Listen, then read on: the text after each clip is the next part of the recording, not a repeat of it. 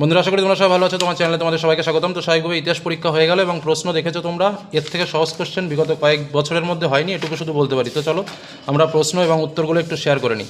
প্রথম প্রশ্ন, letters from a father to his daughter গ্রন্থে মোট চিঠির সংখ্যা কত? তো স্বাভাবিকভাবে উত্তর হচ্ছে 30টি। জীবনস্মৃতি গ্রন্থটি কে লিখেছেন? রবীন্দ্রনাথ ঠাকুর। রামমোহন রায় ব্রহ্মসভা কবে প্রতিষ্ঠা করেন? উত্তর কিন্তু 1828 খ্রিস্টাব্দে। পরবর্তী প্রশ্ন, বামাবোধিনী পত্রিকার সম্পাদক কে ছিল? উত্তর উমেশচন্দ্র দত্ত। কলকাতা মেডিকেল কলেজ প্রতিষ্ঠিত হয় কবে? 1835। ভারতে প্রথম উপনিবেশিক অরণ্য আইন 1865। গয়ামুন্ডা কোন বিদ্রোহের নেতা? মুন্ডা বিদ্রোহের। 19 শতককে সভা সমিতির যুগ কে বলেছেন? অনিল শীল।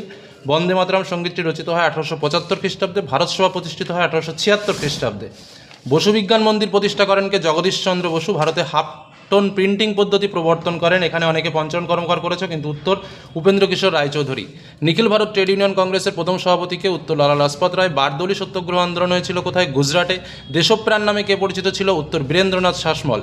দুকলা বাড়ি দুকড়ি বালা দেবী যুক্ত ছিলেন কিসের সঙ্গে? না, বিপ্লবী আন্দোলনের সঙ্গে। কনকলতা বড়ুয়া শহীদ হন কিসের? ভারত ছাড়ো আন্দোলনে।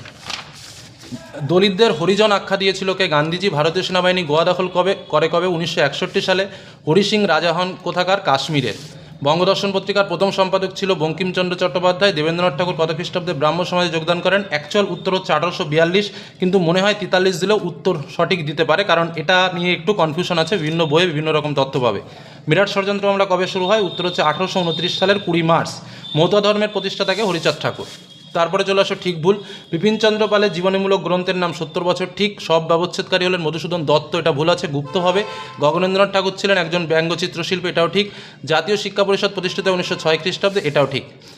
ডান স্তম্ভের সঙ্গে বাম স্তম্ভ। বল্লভভাই প্যাটেল হচ্ছে তোমার বারদৌলি আন্দোলন। বি আর আম্বেদকর দলিত আন্দোলন। রশিদ আলী ছাত্র আন্দোলন।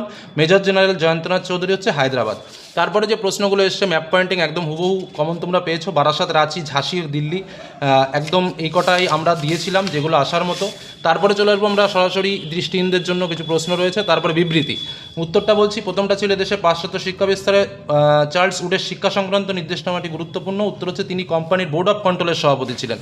তারপরে হচ্ছে ভারতের ঔপনিবেশিক ব্রিটিশ সরকার অরণ্য আইন প্রবর্তন করেছিল, কারণ এই আইনের উদ্দেশ্য ছিল ব্রিটিশ সাম্রাজ্যবাদী স্বার্থ চরিতার্থ করা। তারপরে হচ্ছে আশ্চর্য প্রফুল্ল রায় ছিলেন এদেশের বিজ্ঞান ও কারিগরি শিক্ষার অন্যতম পথিকৃৎ। এর উত্তর হচ্ছে তিনি বেঙ্গল কেমিক্যাল অ্যান্ড ফার্মাসিউটিক্যাল ওয়ার্কসের প্রতিষ্ঠাতা।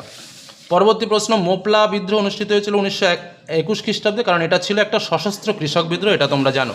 তারপরে দেখো 2 মার্কে যে প্রশ্ন, আমরা যে প্রশ্নগুলো দিয়েছি হুবহু প্রায় সেই প্রশ্নই কমন চলে এসছে। সরকারি নথিপত্র 1911 কেন গুরুত্বপূর্ণ? খ্রিস্টান মিশনারিদের উদ্দেশ্য সর্বধর্ম সমন্বয়। বিপ্লব। ফরাজি আন্দোলন ব্যর্থ হলো কেন? হিন্দু মেলা। আনন্দমঠ উপন্যাসের ভূমিকা। Panchanan Karmakar. Bengal technical institute. স্বদেশী আন্দোলনে বাংলা কৃষকরা কেন যোগ দেয়নি? Worker and peasant party. টিকা কতবার বলেছি? কার্লাইল সার্কুলার কতবার বলেছি? দলিত, ভারত মুক্তি দলিল। একদম সহজ প্রশ্ন কিন্তু এখানে তোমরা পেয়েছো। 4 মার্কের কোশ্চেনও ঠিক তাই একদম। নববঙ্গ প্রচেষ্টা কেন ব্যর্থ হয়েছিল? নবজাগরণ, সেই বাংলার নবজাগরণের সীমাবদ্ধতাটা দিয়েছে। সভা সমিতির যুগ কেন বলা হয়? কতবার দিয়েছে এই প্রশ্নটা ঠিক নেই। বঙ্গভাষা প্রকাশিকাকে প্রথম রাজনৈতিক প্রতিষ্ঠান। ছাপা বইয়ের সঙ্গে সম্পর্ক। উপেন্দ্র কিশোর রায়চৌধুরীর ভূমিকা মুদ্রণে। বাংলা ছাত্র সমাজের ভূমিকা বঙ্গভঙ্গ বিরোধী আন্দোলনে। আর আম্বেদকর ভূমিকা। আর ব্রড কোশ্চেন তো এর থেকে কমন আর হয় না, যেটা মহাবিদ্রের চরিত্র, সবাই হয়তো এই প্রশ্নটাই লিখেছো। তাছাড়াও বাবা রামচন্দ্র আর ডেভিড ইয়ার এসছে। তো এই হলো প্রশ্ন এবং এই হলো উত্তর। সম্পূর্ণ প্রশ্নের তোমাদের সামনে শেয়ার করলাম। কে কত পাবে অবশ্যই কমেন্টে জানিও। ধন্যবাদ।